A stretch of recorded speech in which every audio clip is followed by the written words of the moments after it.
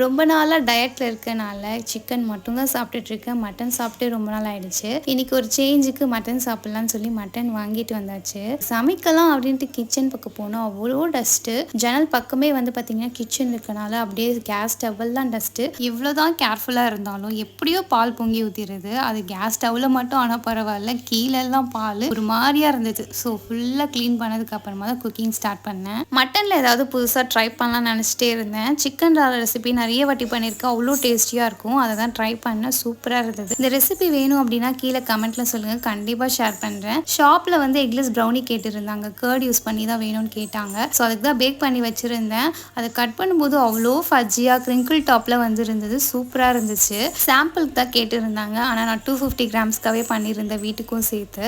So இது நல்லா இருந்துச்சு அப்படின்னா ரெகுலராக ஆர்டர் கொடுக்குறேன்னு சொல்லியிருந்தாங்க. அதுக்கு தான் பேக் பண்ணிட்டு இருந்தேன். சைட் பை சைட் கிரேவியும் சூப்பராக ரெடி ஆகிடுச்சு. பாய்.